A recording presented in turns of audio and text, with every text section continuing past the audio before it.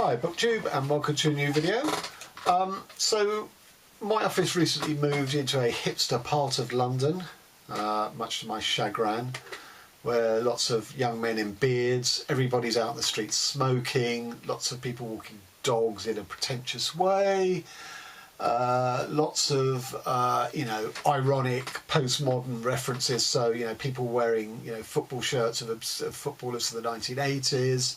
Or, there was a punk who was, absolutely, again, from 1980 down to the last detail, which is fine, but he's not paying homage, or if he is, he's 30 odd years too late. He's taking the piss out of it. And, some of us saw it first time round, mate, so you're saying nothing by that. So I really, it's that type of area. And one of the things it has is what's called the Box Park, which is, almost, I don't know if it's part of a sort of railway, because it's right by the station. I don't know if it's part of a railway siding or a tunnel or whatever. And on the top floor is like loads of sort of craft and artisan, I can't call them restaurants, they're places to eat, but you don't really sit down in them. They're sort of takeaway joints. And then downstairs, well, they look like sort of pop-up boutiques, but they are, I think they're there for the long term, as long as they don't go under. And selling lots of kitsch and popular culture stuff. Now, a colleague of mine had bought a David Bowie tote bag, and it had all the different faces of Bowie, such as the Thin White Duke, Ziggy Stardust, the Young Americans, soul, all throughout his career, and it was great. And she told me which shop it was. I couldn't go and buy that bag, obviously, for two of us in the same office had the same bag, would look, wouldn't work. So, but I thought I'd go and have a browse, because I do like my music, and I do like, sort of merch of the music I like. Does that make me look like the 1977 punk?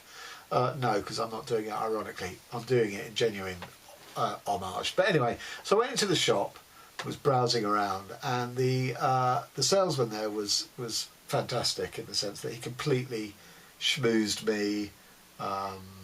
It was a sunny day, it was the 1st of July, and he goes, there's something about, now summer is definitely starting on the 1st of July. I was looking at 50 things to do before you're dead, sort of a wall chart, and you pull away each one as you do them, and apparently it leaves an image behind. And I was sort of, saying, I was saying, I'm not going to do skiing or paragliding. He goes, well, they're not all like that. Look, here's one. High five a stranger. And he high fived me. And I said, oh, I thought we'd become friends. I was playing along, really. And it was at that point I thought, this guy has got me. How do I get out of this shop without buying anything, But I spotted this. 50 books to read in a lifetime. And it's one of those, again, it's a sort of chart thing, and you pull off each window like an advent calendar, as presumably you read the books. I don't know what books are on here, other than what's sort of on the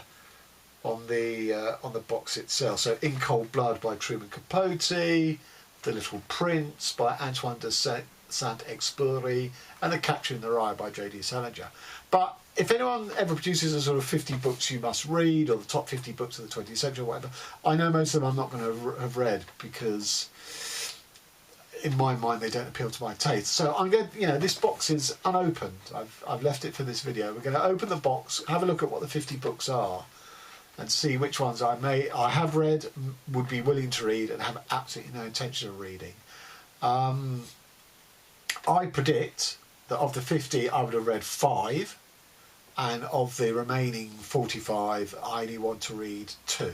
So that's 7 out of 50 books. So in a way this is a forlorn purchase, because it's not really going to get used in the manner in which it's supposed to be used. But anyway, let's get on with this and see how we get on. I might be pleasantly surprised. Is there, yes, there's sellotape. So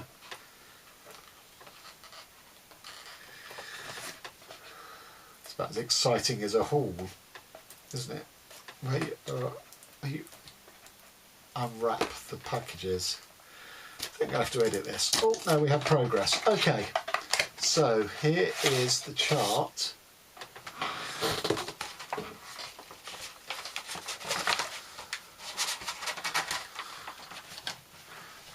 That is the chart Now, I don't know how much you can see because the colour isn't very sympathetic to videoing, but I'm going to point to each one and say what's written there. So the first one is 100 Years of Solitude by Gabriel Marquez. I'm not going to read that. I acknowledge that Marquez was one of the first to introduce us to the concept of Latin American magic realism, but even in its proper context, I don't like magical realism, and I particularly don't like it when it's outside the context of Latin America. Sorry, I'm going to read that one. Lord of the Flies, William Golding. I've actually read that. Okay. And it's a very influential book, you know, even something like, you know, The Atrocious Ghost Wall by Sarah Moss is sort of, you know, referencing it, I suppose. Memoirs of a Geisha by Arthur Golden.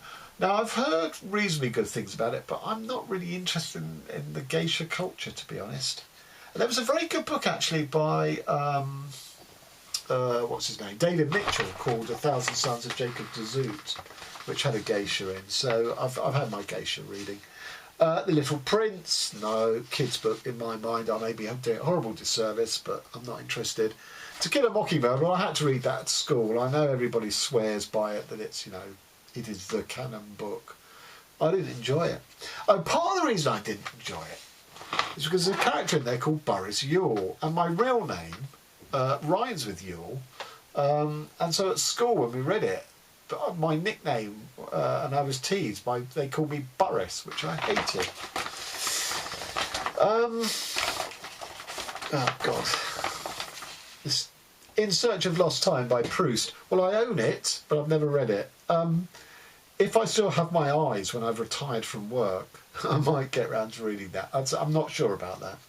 1984, George Orwell. Read it. Again, acknowledge its remarkable rendition of totalitarianism, and particularly Soviet totalitarianism. But as a piece of writing, as a piece of literature, it doesn't, for me, it doesn't stand out beyond its ideas. So its idea quotient is 10 out of 10, but its actual literary writing style is really quite uninvolving. Also, for me, because the nature of the totalitarian state was so all-encompassing, you knew where it was going to end up, and I think that's a plot and a structural failing of the book. On the Road, Jack Kerouac. I've read that, hated it. So actually, I've already read. You know, we've not done 10 yet. 2, 4, and I've read. So I've looks like I've severely underestimated how many of these I would have read, because the next one is Frankenstein by Mary Shelley, which I have read and enjoyed. First of these so-called classic books that I actually like. Blindness by Jose Saramago. Well, I've read that as well. Very good it is too. He's a good author, Saramago. So out of the first 10, I read 1, 2, 3, 4, 5, 6. God, so I've already blown my own estimate away. So I've read 6, and possibly I'll read Proust. So out of 10, that's really 7. Gosh, I've actually surprising myself. Okay, 20,000 Leagues Under the Sea, not interested. Seen the film, that will do. Hamlet, I have read Hamlet, and when I say read, I have read it rather than see it. I've never seen it in the theatre, but I have read it. It was suggested, it was recommended when I was at school we read it with regard to Rosencrantz and Guildenstern Are Dead, played by Tom Stoppard, where he takes 2 of the minor characters from Hamlet. And I did. I was that keen in those days. Next one, Confusion by Stefan Zweig. Well, I've increasingly come across Stefan Zweig in sort of dispatches by other authors, so I've never read him. And I know Shazza on Hooked on Books read a Zweig book, not Confusion, I don't think. And she really liked it, so I might. I read part of Koestler's biography, and Zweig always gets sort of twinned with Koestler, and they both sort of fled the Nazis and both ended up committing suicide. Spoiler alert, I don't know, that's real life, not fiction. The Memoirs of Hadrian, I've never heard of that book. Who's that by? Marguerite Yourcenar from 1951. I'm going to have to look up what that is because I know nothing about it. Is it Hadrian, the Roman emperor? Don't know. In which case it would be tedious because it would be another version of the story of Christ told by, you know, from a different perspective. But I could be hideously unfair. The Stranger by Albert Camus, one of my favourite books. So yeah, I have read that. The Handmaid's Tale, Margaret Atwood. Well, shockingly, I've never read it. In fact, I've never read Margaret Atwood. we just, I saw a documentary on her, and she was really impressive and stuff, but I quite gravitated towards wanting to read any of her books. The Old Man and the Sea, Ernest Hemingway. I do not like Hemingway. Sorry, Brian at Bookish.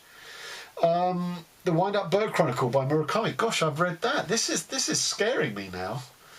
Am I more canonical than I thought I was?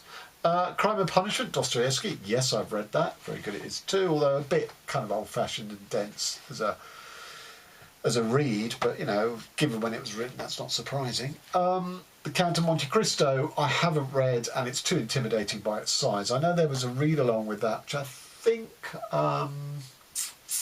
Laura Fry did recently, or last year.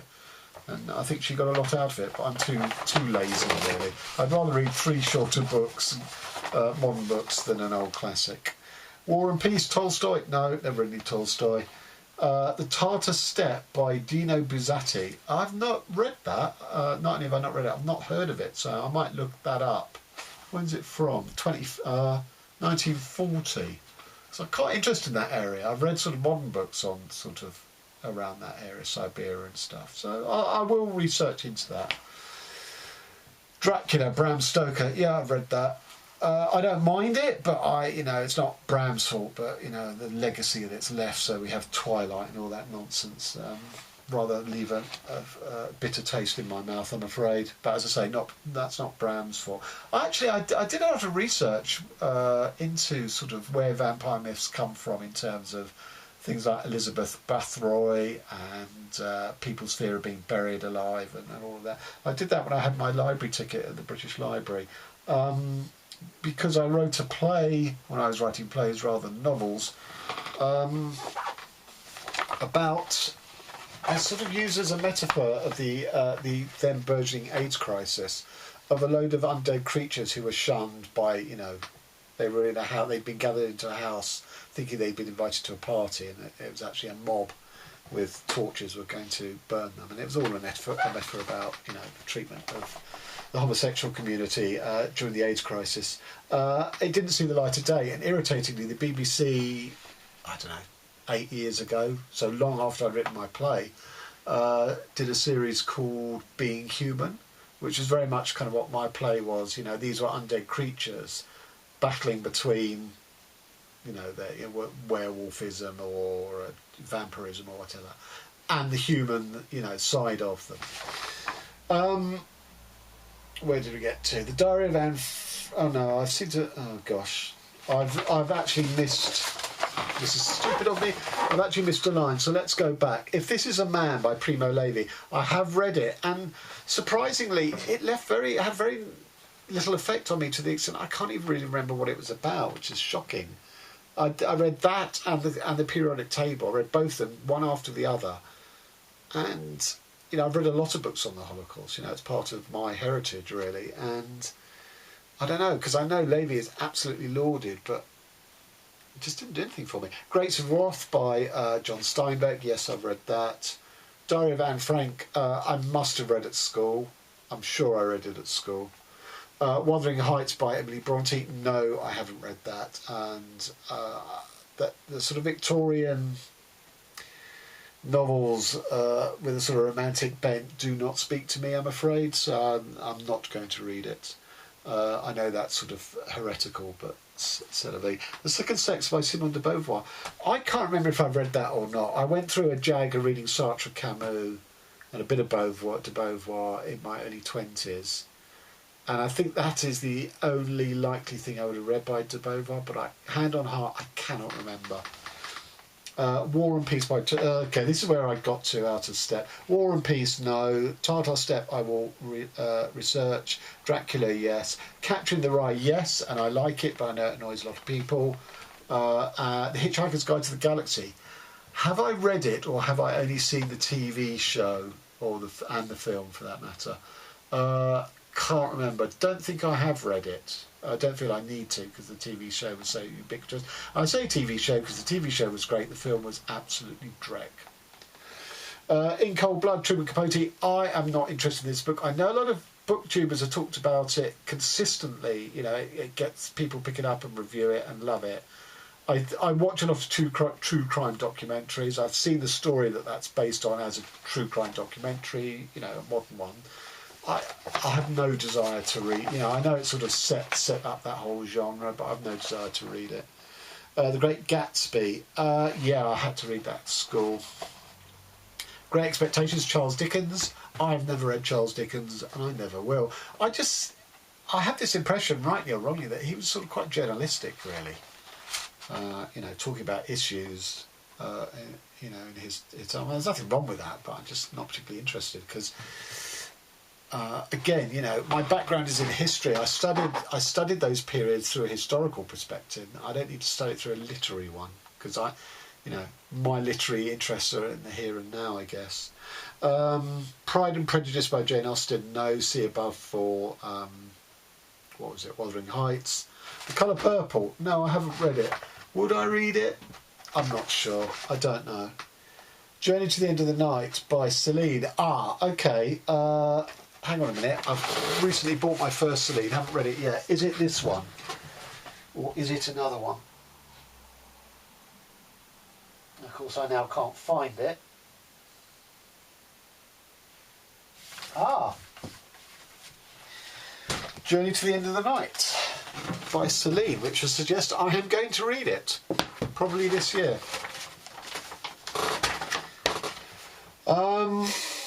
Where did we get to? The Red and the Black by Stendhal. No, but it's one of my favourite songs. Not the original by Blue Oyster Cult, the cover version by the Minutemen. You should go check it out. The Magic Mountain by Thomas Mann. I tried to read it. I think I kind of got through it in a sort of stupor, so I remember nothing about it. Waiting for Godot, yes, Samuel Beckett's fine play, although as I keep saying, Endgame is better, but there's nothing wrong with Godot. I've seen it performed and I've read it. Lolita by Nabokov. Yes, I read that 2 years ago and my sons were doing it for their A-level English literature. Both just shrugged going, what the hell is this? So I said I'd read along with them and we could talk about it and did. And I got more out of it than they did. That was my first Nabokov and I went on to read Pale Fire, which is brilliant. A Brave New World, Aldous Huxley. Yes, again, I read that at school. I'm surprised how many of these I've read at school because I would never pick them up now. Madame Bovary by Flaubert. No, haven't read it, won't do. Fahrenheit 451, seen the film, the original, not read the book. The Trial by Franz Kafka, of course. I have read the book, I have seen a stage production of it, and I've seen also, I think it was Orson Welles' movie, where he changed the verdict at the end for some perverse reason. Was it Orson Welles or was it Laurence Olivier? I think it was Orson Welles. Ulysses. I do have Ulysses to read. It's somewhere down there on my to-be-read pile, and it will be read. I'm just not sure when. Foam of the Days by Boris Vian, 1947. I've never heard of that book, so I don't know. I'll have to go and research that. Name of the Rose by Umberto Eco. I've not read the book. I've seen the film. I've never read Eco. I doubt it, in all honesty. Les Miserables, Victor Hugo. Not read the book, not heard the bloody musicals or the film it's based on. Not going to. Being and Nothingness by Jean-Paul Sartre. Unfortunately, I have read this, as I say, in my Sartre de Beauvoir jag of reading in my 20s, and it left me with a feeling of nothingness and a lot of wasted time because it's quite a chunker. And A Room of One's Own by Virginia Woolf. I think I've read it. I'm not sure. Well, that's shocking to me, just how many of those I've read. So, 1, 2, 3, 4, 5, 6, 7, 8, 9, 10, 11, 12. I'm going to say Anne Frank, 13. I won't say The Second Sex, maybe I haven't read it. 14, 15, 16. No, I said I hadn't read Hitchhikers. 15, 16, 17, 18, 19, 20, 21, 22. So I've read 22 of the 50, which blows me away. So I honestly thought I'd only have 5. And there's at least 3 here that I will read, including the Celine, Ulysses. There's 2 or 3 I need to research because I've never heard them. Okay, I don't know if we're going to get a sense of what this image behind is. So there goes Dracula. Oh God, I haven't done this very well. So there goes Dracula. I say there goes, I mean, I'll make a right pig's ear of this. Oh, teeth, we've got teeth. Capturing the Rye, I've read that. Okay, so these haven't been very well cut because they are all tearing. Because I need to preserve them so I remember what they are. Oh, hello. So what have we got there? Oh, I see. They're covers. Dracula, Capturing the Rye. Okay, so maybe I don't have to preserve. Hitchhiker's Guide to the Galaxy. Can we guess what image this is? I hope it's Marvin the depressed robot, but it probably won't be.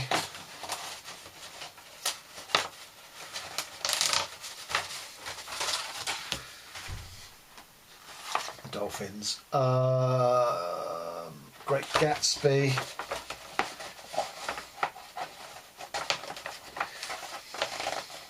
You know what? We'll do a cut at this point and I'll come back when I've done them all.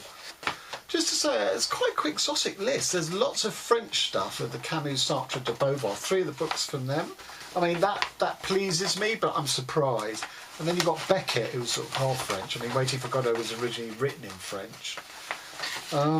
It's quite a surprising list, really. I don't know who actually designed these sort of advent calendars and chose the books. And, you know, I'm not going to read them all for the sake of completion. I've never been a completist. Clarice Lispector accepted. This cost me 15 quid. It's really shoddily made. I mean, look at the state of trying to rip this out. That's what you get for being a consumerist about books, I suppose. Being in nothingness. I hope they've got a big fat 0 as the image behind this window. Well, they sort of have.